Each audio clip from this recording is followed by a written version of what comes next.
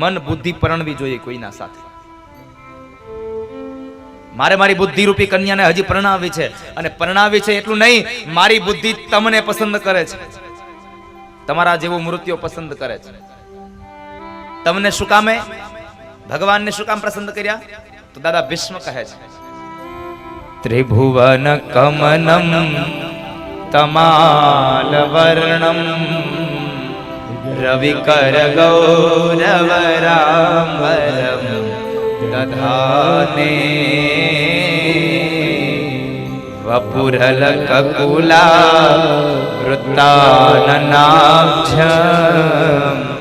વિજય સખેરતિરસ્તુ મે નવદ્યા. ત્રિભુવન કમનમ તમાલ વર્ણમ, આ ત્રણેય ભુવનમાં સુંદર છો તમે. હે ત્રિભુવન, હે ભુવન સુંદર, સાંભળો. જેનો રંગ તમાલ પત્ર જેવો છે, નથી કાળો નથી ગોરો, અને વળી પાછો સૂર્ય કરતા પણ તેજ. રવિકર ગૌરવરામરમ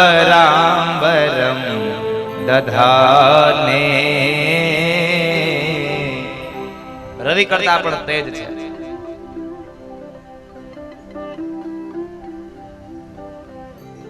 જેના સખા પાર્થને વિજય અપાવવા માટે જે સક્ષમ છે, પાર્થના સખા, મારું મન તમારામાં વળગે છે, મારી બુદ્ધિ તમારામાં લાગે છે. મારું મન તમારામાં શું કામ લાગે છે? જો આપણે એક તો વાત આ લૌકિક જગતની વાત કહું તો અત્યારની દીકરીઓને શું હોય, સારો મૃત્યુ હોય, સારા કપડાં પહેરતો હોય, સારા સારા ફેશન કરતો હોય, રૂપાળો હોય, આવું મૃત્યુ ગમે. ભગવાને એ જ કર્યું છે. ત્રિભુવન કમનમ, પીળા પીતાંબર પહેર્યા, જરકસી જામા પહેર્યા છે, માથામાં મોર મુગટ શોભે છે, એકદમ રૂપાળો છે. બીજી વાત, અત્યારની દીકરીઓને જે મૃત્યુ ગમે છે એ આજકાલનું નથી. પહેલેથી દાદા ભીષ્મએ કહ્યું, પ્રભુ મને શું કામ તમે ગમો છો, મારી બુદ્ધિને શું કામ ગમો છો? એનું મૂળ એક કારણ છે કે તમે કહી આગરા પતિ છો, એટલા માટે. અને આ કળિયુગની બધી દીકરીઓની એક જ ઈચ્છા હોય, મને મારો પતિ મળે. કેવો? તો કહે છે, હું જેમ કહું એમ કરે એવો, મારો કહી આગરો પતિ મળે. દાદા ભીષ્મએ કહ્યું, પ્રભુ મારી મતિરૂપી કન્યા માટે તમે એટલા માટે ગમો છો, તમે કહી આગરા છો. કઈ જગ્યાએ કહી આગરા? તો કહે છે, જ્યારે કુરુક્ષેત્રના મેદાનમાં બે સેનાઓ સામસામે ઊભી છે, અને ત્યારે અર્જુન ત્યારે રથી બન્યા અને તમે સારથી હતા, ત્યારે અર્જુને તમને પ્રાર્થના નહોતી કરી, વાસુદેવ મારો રથ લઈ જાવ ને? પ્રાર્થના નહીં, તમને આજ્ઞા કરી હતી, કૃષ્ણ મારો રથ બે સેનાની મધ્યમાં લઈ જાવ. અને ત્યારે તમે અર્જુનની પ્રાર્થનાને નહીં, અર્જુનની આજ્ઞાને માનવા વાળા છો, કોઈકનું કહ્યું કહેવા વાળા છો, એટલા માટે મારું મન તમને વરે છે. કહી આગરા પતિ છો ને એટલા માટે. તમે કોકનું કહ્યું કરવા વાળા છો, એટલે મારી બુદ્ધિ તમને વરે છે. નજર માત્રથી કૌરવોની સેનાનું તમે આયુષ્યને હરનારા છો, એટલા માટે મારું મન વરે છે.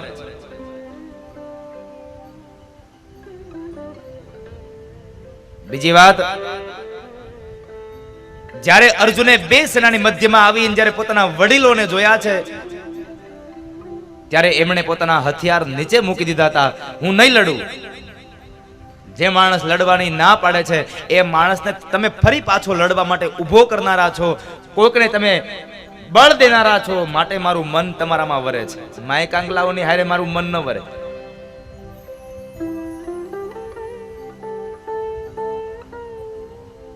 વંદો નીકળે, ગરોળી નીકળે, ઉંદરડી નીકળે અને બેડ પથ્થર એ બેડ ઉપર ચડી જાય એવો પતિ નથી જોતો.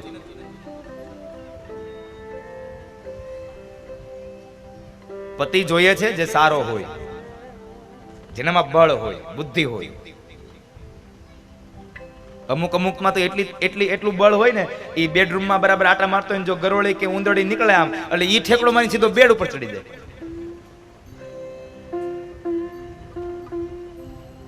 નથી કેતા અમુક જેના દવાખાને જઈને કેટલો કેટલો શૂરવીર હોય, બીમાર પડે ને દવાખાને જઈને ડોક્ટર કે લાવો એક ઇન્જેક્શન. સાહેબ છરી માર દો પણ ઇન્જેક્શન નહીં. અરે તારી ભલી થાય.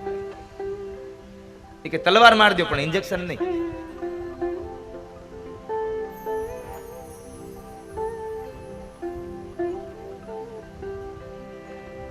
ઇન્જેક્શન લે. પણ તમે તો સુરવીર છો, માટે મારી બુદ્ધિ તમારામાં લાગે છે.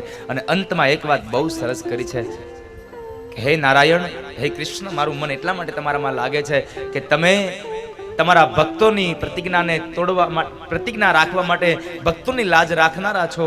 એટલા માટે થઈ અને મારું મન તમને વરે છે. કુરુક્ષેત્રમાં બે માણસે પ્રતિજ્ઞા કરી હતી. એક ભગવાન કૃષ્ણએ કે કુરુક્ષેત્રના મેદાનમાં હું યુદ્ધમાં હથિયાર હાથમાં નહીં લઉં. અને સામે દાદા ભીષ્મે પ્રાર્થના, એક પ્રતિજ્ઞા કરી હતી કે જો હું વાસુદેવના હાથની અંદર હથિયાર ધારણ ન કરાવું ને, અને તો હું જ્યારે મરું ને ત્યારે મરતો મરતો હું ઊંધો પડું.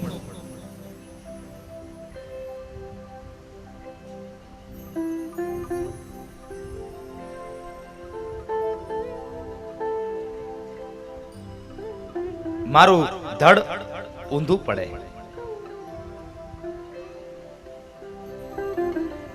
वासुदेव कर चक्र नव धरे तो मैं तुझको मुख ना दिखाऊं, लाजत है मेरी गंगा मैया, मैं शांतनु सुत ना कहाऊं. आ प्रतिज्ञा करी थी दादा भीष्म कि वासुदेव जो हाथ में हथियार धारण न करे तो हूँ मारू मोढू न बताऊं.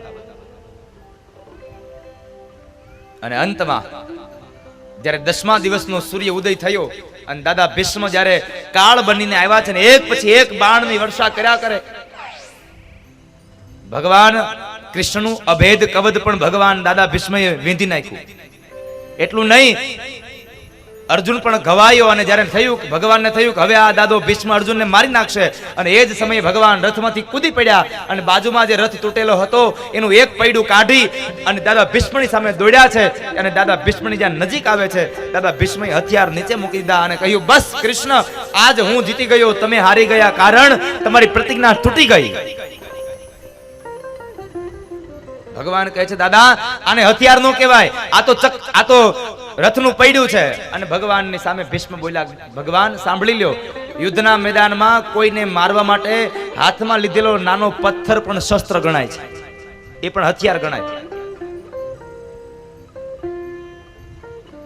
એટલે તમે હારી ગયા છો. અને એ સમયે દાદા ભીષ્મની વાત સાંભળી અને ભગવાન શું બોલ્યા, ડારી ચક્ર હરી હસી પડ્યો, ઉત્તર દિયો બ્રજરાજ,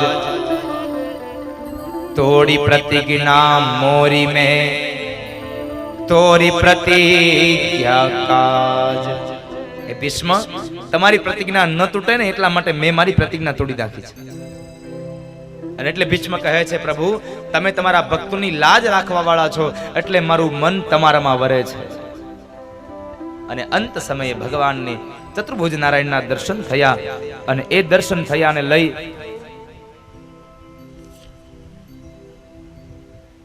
અને દાદા ભીષ્મએ પોતાનો દેહ ત્યાગ કર્યો.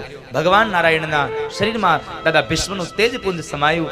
દાદા ભીષ્મને અંત સમય આપી, ગતિ આપી. ભગવાન હવે પોતે દ્વારિકા જવાની તૈયારી કરે, દ્વારિકા જવા માટે નીકળ્યા છે. એ સમયે અત્યાર સુધી ભગવાન સારથી બનતા હતા, અર્જુન રથી બનતા હતા, પણ આજે સમય આવ્યો એટલે અર્જુન રથી બન્યા અને સ્વયં ભગવાન કૃષ્ણ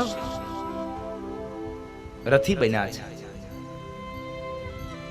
જીવનમાં યોગ્ય સમય આ જીવનનો રથ છે સાહેબ. અર્જુને જુઓ, ભગવાનને સારથી બનાવ્યા, શું થયું? યોગ્ય દિશામાં ને યોગ્ય જગ્યાએ જઈને રથ ઉભો રહ્યો.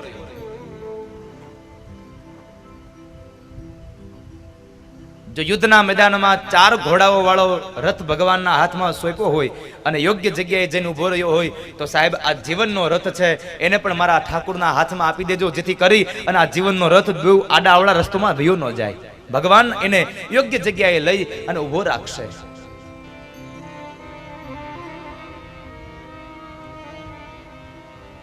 જીવનના રથની અંદર ભગવાન જ્ઞાન, ગીતા, ઉપદેશ છે, સારા સારા સંદેશાઓ આપશે અને આ જીવનને ધન્ય બનાવશે. એટલે કહેવું ગમે છે, કૃષ્ણ તમે છો મારા જીવન રથના સારથી. કૃષ્ણ તમે છો મારા જીવન રથના સારથી. પ્રભુ તમે છો મારા જીવન રથના સારથી. પ્રભુ તમે છો મારા જીવન રથના સારથી. જ્ઞાન ગીતાયુપદેશી મુજને જ્ઞાન ગીતા ઉપદેશી મુझे. જ્ઞાન ગીતાયુપદેશી મુજને જ્ઞાન ગીતા ઉપદેશી મુझे. બનાવજો પરમારથી મારા જીવન રથના સારથી. પ્રભુ તમે છો મારા જીવન રથના સારથી. વાલા તમે છો મારા જીવન રથના સારથી. વાલા તમે છો મારા જીવન રથના સારથી. મારું તારું મનથી મૂકું ભક્તિ કેરો પંથન ચૂકું. મારું તારું મનથી મૂકું ભક્તિ કેરો પંથ ન ચૂકું.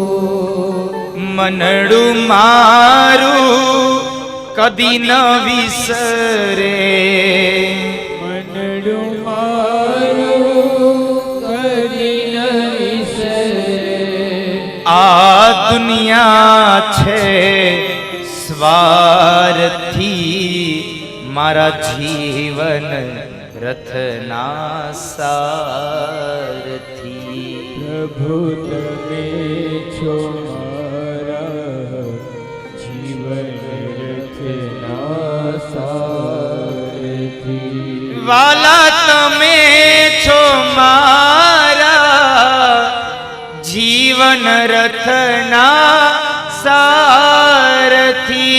વાલા તમે છો મારા જીવન રથના સારથી. કૃષ્ણ તમે છો મારા જીવન રથના સારથી. કૃષ્ણ તમે છો મારા જીવન રથના સારથી. કૃષ્ણ તમે છો મારા જીવન રથના સારથી. જ્ઞાન ગીતા ઉપદેશી મુજને બનાવજો પરમારથી.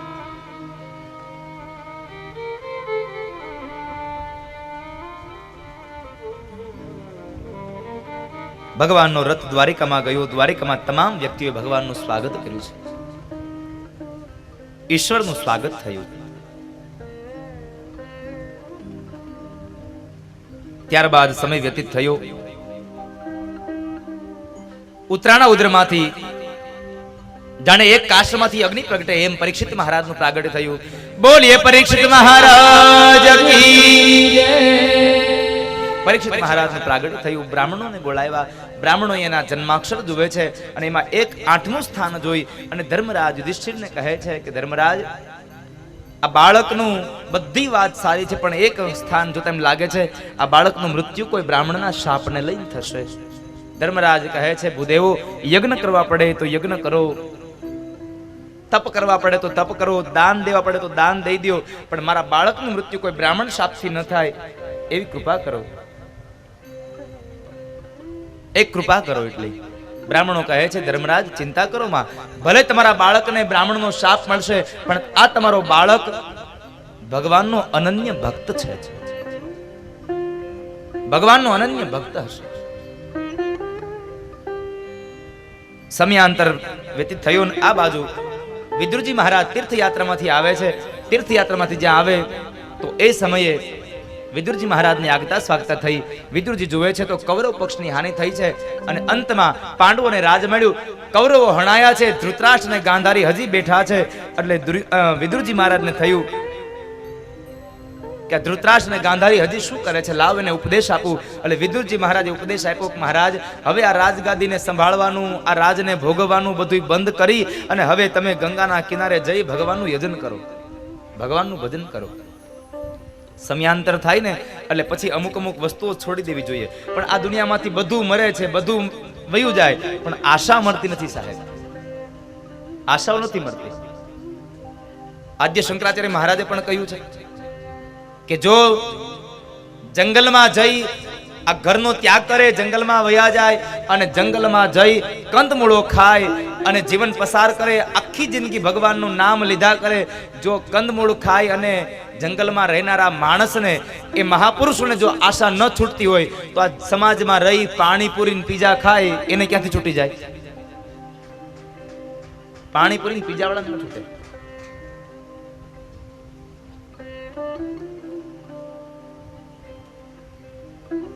અંગ ગળી જાય, માથાના વાળ ધોળા થઈ જાય, મોઢામાં દાંત રહે નહીં, કેડથી વાંકો વળી જાય, લાકડીના ટેકા વગર ચાલી શકે નહીં, આંખે દેખાય નહીં, કાને સંભળાય નહીં, તો એ માણસને અપેક્ષાઓ ન મળે સાહેબ.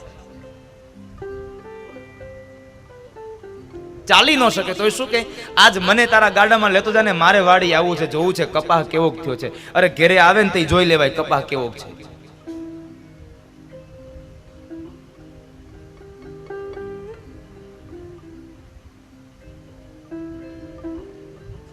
વિદુરજી મહારાજે ધૃતરાષ્ટ્ર અને ગાંધારીને ઉપદેશ આપ્યો કે બસ હવે તમે જતા રહો. પણ આ સમાજમાં મેં કહ્યું એમ બધું મરે છે સાહેબ, પણ એક આશા નથી મળતી. એટલે કબીર મહારાજને લખવું પડ્યું, મન મરે માયા મરે મર મર જાત શરીર, આશા તૃષ્ણા નવ મરે કહે ગયે દાસ કબીર. મન મરે માયા મરે મર મર જાત શરીર, આશા તૃષ્ણા નવ મરે કહે ગયે દાસ કબીર. અને આ દુનિયામાં બધું મરે પણ આશા ન મરે. એ જી મારી મમતા મરે નહીં, એનું મારે શું કરવું? મમતા ન મરે એનું શું કરવું?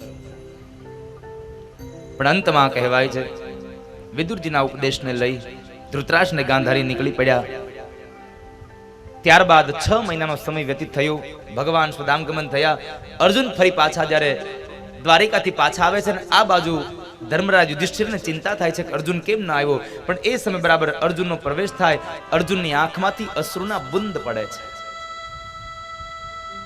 અશ્રુના બિંદ પડે છે. આ દ્રશ્યને જોઈ અને ધર્મરાજ યુધિષ્ઠિરે પ્રશ્ન કર્યો, અર્જુન શું થયું? શા માટે રડે છે?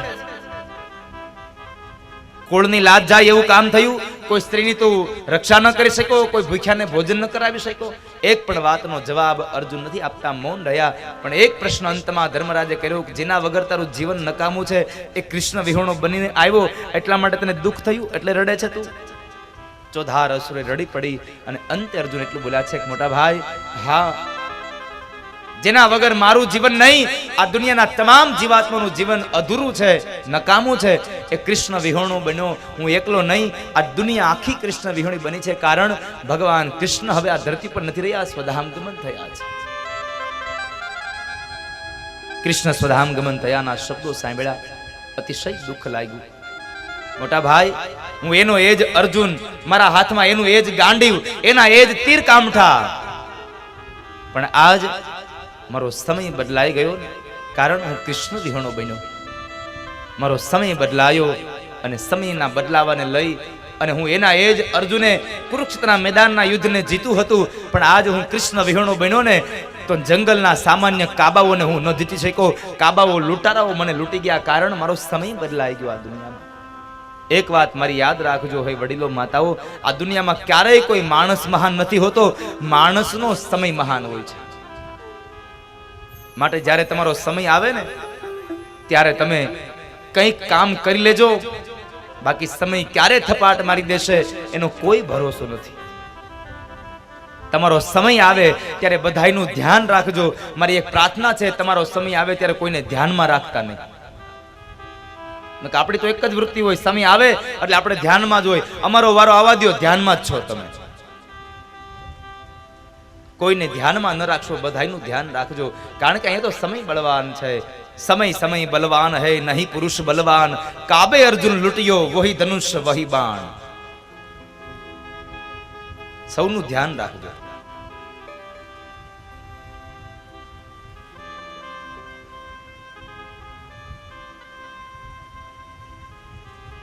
અર્જુનની વાતને સાંભળી અને પાંડવોએ નક્કી કરી લીધું કે જો કૃષ્ણ હવે ન રહ્યા હોય તો આ ધરતી પર આપણે રહીને શું કરવાનું. અને અંતે પરીક્ષિત મહારાજને રાજગાદી સોંપી દઈ 5 પાંડવો હેમાળાના માર્ગે ચાલ્યા છે હાડ ગાળવા માટે. હેમાળાના માર્ગે ચાલી નીકળ્યા છે. હેમાળાના માર્ગે ગયા છે અને આ બાજુ પરીક્ષિત મહારાજ એક વખતના સમયે દાદા વખતનો એક મુગટ પહેરી અને જંગલમાં જાય છે. જંગલમાં એક દ્રશ્ય જોયું, કાળો અને કદાવર પુરુષ ગાય અને બળદને માર મારે છે. જ્યારે ગાય અને બળદને માર મારે એ સમયે પરીક્ષિત મહારાજના મનમાં આવીને ઉભું રહ્યું કે મારા રાજ્યમાં મને પૂછ્યા વગર આ દંડ દેનારો માણસ કોણ છે, હું એને દંડ આપીશ. એટલે પરીક્ષિત મહારાજને દંડ દેવા માટે જ્યાં એકદમ દોડતા આવે છે, દોડતા આવ્યા અને જ્યારે દંડ દેવા જાય છે તે કાળો પુરુષ પરીક્ષિતના શરણે આવ્યો છે. 2 હાથ જોડી અને પરીક્ષિતને પ્રાર્થના કરે છે, મહારાજ હું આપના શરણે આવ્યો અને આપ ક્ષત્રિયોનો ધર્મ છે કે શરણે આવેલાને શરણાગતિ આપવી. શરણાગતિ આપવી એ તમારો ધર્મ છે, માટે મને શરણાગતિ આપો. તું કોણ છે? રાજાએ પ્રશ્ન કર્યો અને એ સમયે કાળો પુરુષ કહે છે, મહારાજ સતયુગ, ત્રેતાયુગ અને દ્વાપર યુગ સંપન્ન થયા, હવે મારો વારો આવ્યો. મારું નામ કલી છે, હું કળિયુગ છું. મને રહેવા માટે સ્થાન આપો, મને રહેવા માટેના સ્થાન આપો.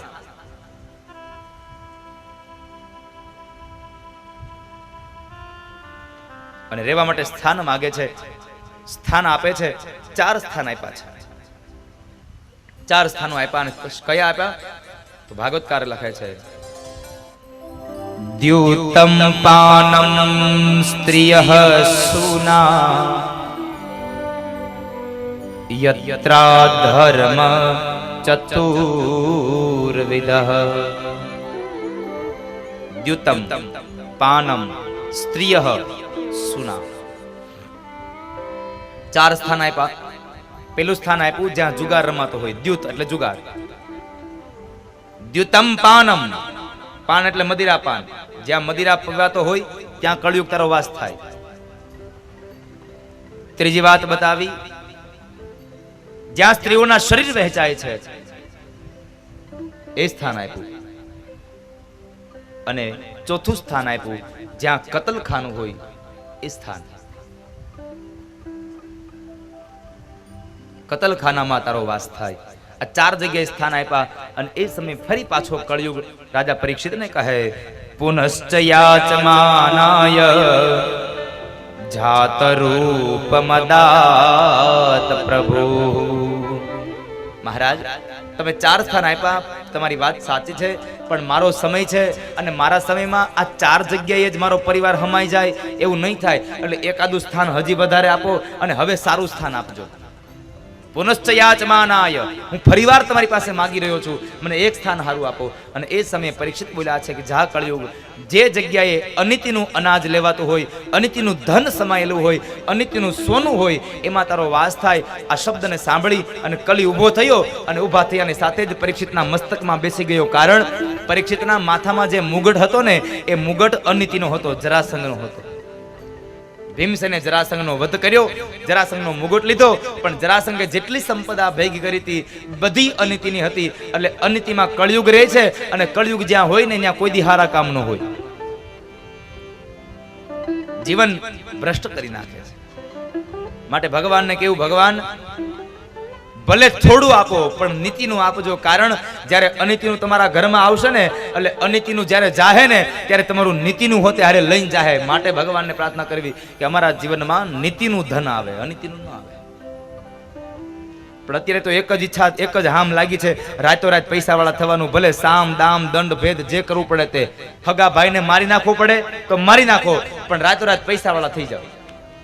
પૈસાવાળા થવાની હામ લાગી છે, ચસ્કો ચડ્યો છે. રાતોરાત પૈસાવાળા ન થવાય ને તો કાંઈ નહીં, ભગવાનને એટલી પ્રાર્થના કરજો અમે માણસ બનીએ. કારણ કે અત્યારે માણા થતો બંધ થઈ ગયો. અને એટલા માટે તો આપણે કેવું પડે છે, એલા ભાઈ માણા થા નહીં. આપણે કોઈ દી ઢોરને કીધું ઢોર થા? માણસને એકને જ કેવું પડે માણા થા. કારણ ભગવાને શરીર માણસનું આપ્યું, પણ વિચારો અને આપણું વર્તન પશુ જેવા આપ્યા છે.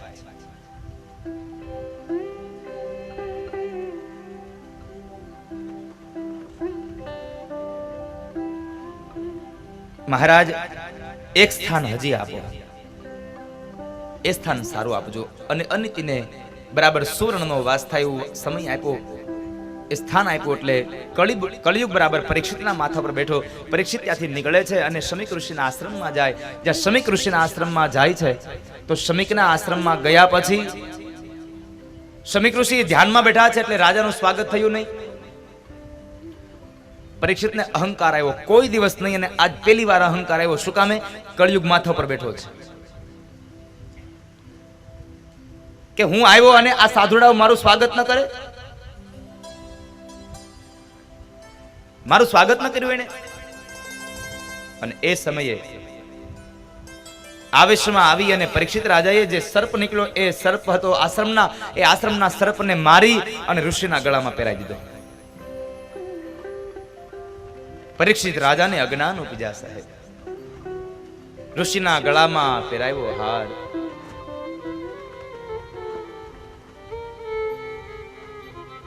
પરીક્ષિત રાજાને અજ્ઞાન થયું. અને જ્યારે માણસ અજ્ઞાનમાં ઘેરાઈ જાય ને ત્યારે ન કરવાના કર્મો કરે છે.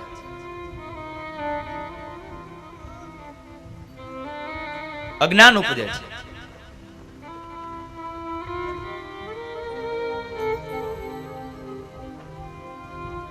એ અજ્ઞાનને લઈ અને મરેલો સર્પ ઋષિના ગળામાં પહેરાવ્યો. અને ઋષિના ગળામાં સર્પ પહેરાવીને માણસ નીકળી ગયો.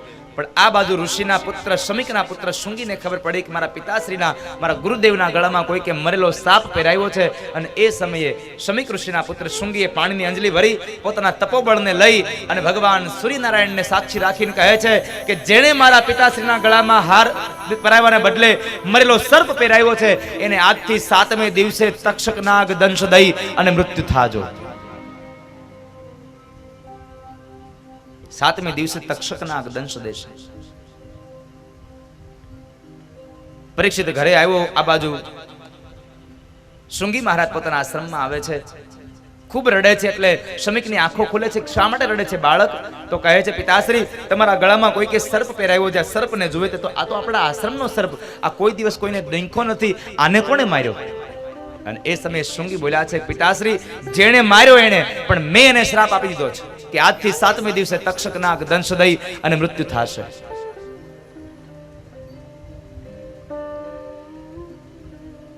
પરીક્ષિત મહારાજે રાજમહેલમાં આવી અને મુગટ ઉતાર્યો.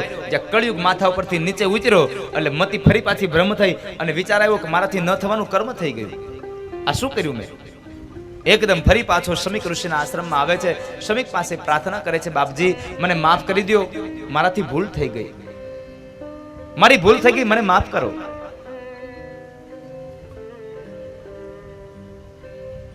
અત્યંત એવી પ્રાર્થના કરે છે. ત્યારે શમીક બોલ્યા છે, રાજા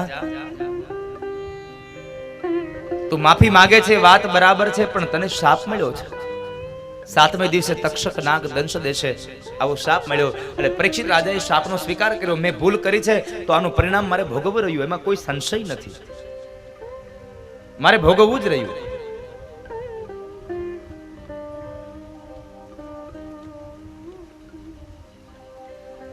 પણ પરીક્ષિત પ્રાર્થના કરતા કહે છે, બાપજી આ શાપમાંથી મને મુક્તિ મળે એવી કઈ કૃપા કરો. શમિક બોલ્યા છે, રાજા, હાથમાંથી જીવનમાંથી નીકળી ગયેલો સમય અને મોઢામાંથી નીકળેલા શબ્દો કોઈ દિવસ પાછા ન લઈ શકાય. માટે હવે આ શ્રાપ મિથ્યા નહીં બને. શાપ તો ભોગવવો જ પડશે, પણ એક કામ કરો, આ શાપના અંતમાં જ્યારે તમને તક્ષક નાગ દંખ દે ત્યારે મૃત્યુનો ભય છે, એ મૃત્યુના ભયની અંદર તમને જે વેદના થાય એ મૃત્યુની વેદનામાંથી છોડવા માટેનું એકમાત્ર કારણ તમને બતાવી શકું. અરે બાપજી, મને એ બતાવો.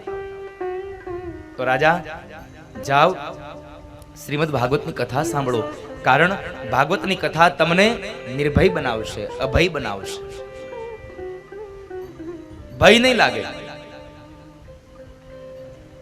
અને ભાગવતની કથા છે ને સાહેબ, એ મણી છે, કાચ નથી. કાચમાં ને મણીમાં બહુ ફેર છે. ભાગવતની કથા દિવ્ય બનાવનારી ગાથા છે. અમૃત પી અને માણસ અમર બને, જ્યારે કથામૃત પી અને માણસ અભય બને છે. અને આ દુનિયામાં મહાપુરુષો કહે છે, અમર બનવા કરતા અભય બનવું લાખ દરજ્જે સારું છે. હા, ભાગવતને સાંભળવાથી તમને મૃત્યુ નહીં ટળી જાય. આ વાત યાદ રાખજો. ભાગવતને સાંભળવાથી તમારું મૃત્યુ નહીં ટળે, પણ મૃત્યુનો ભય ટળી જાય.